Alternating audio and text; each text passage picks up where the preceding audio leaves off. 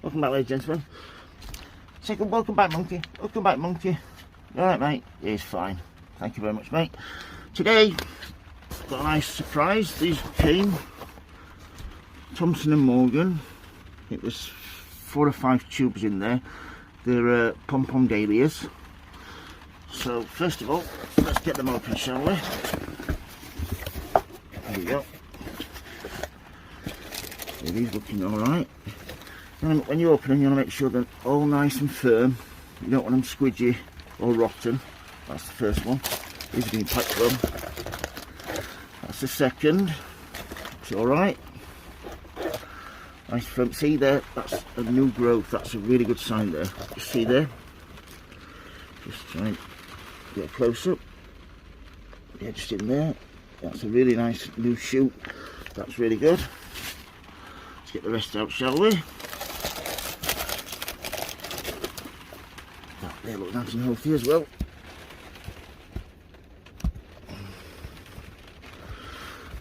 See, that doesn't look too clever, that one, but I shall try and grow it, and if I don't, I'll contact them. I'm sure they will replace it. And that one as well. So what's that? That's 4. There should be one more in here. There we go. Number 5. So we shall get these in some trays.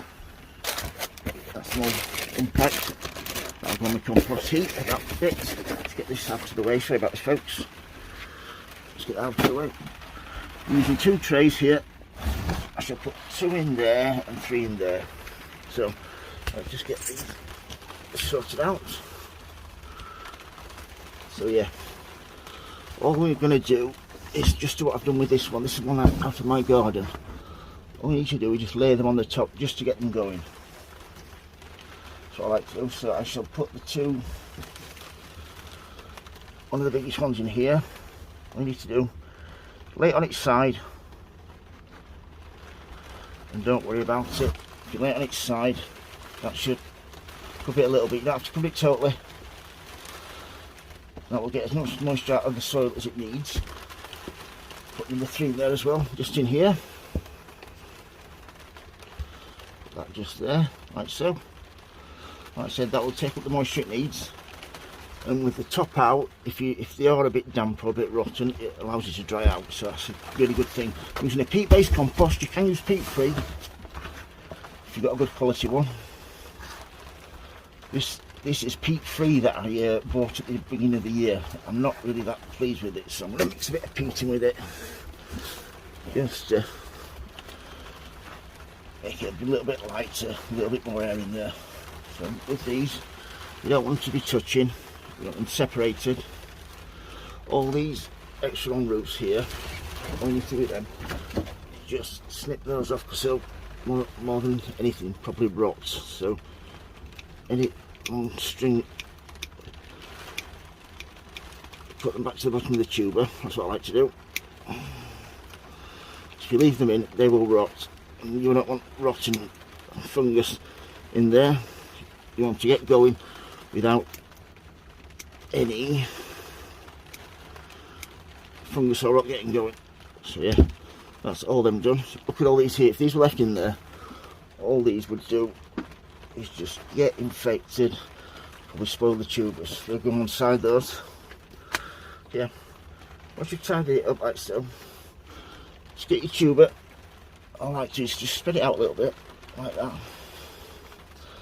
And then the top just above the soil, so it's going to dry out, it's not going to rot. Same with this one here. See, that's got a damaged tube, that is really damaged there. So what you want to do with that is just nip it off like so. As you can see, no life in that, totally dead. Just trim that one up a little bit. All we need to do then is just get that in here, whichever side is best for it, like so. A little bit of compost around there, leave the top open. Then we have this one here.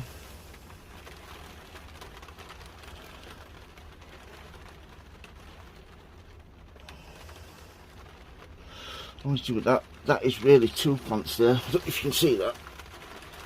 You just pull that apart. I've actually got 2 plants there, so 2 baby ones. So what you can do with that one there, like so. Bit of compost around it, and this one in there. Just leave the tops away from the soil. That's what I like to do, just to get them going. Give them the best chance. What you do then is give them a water.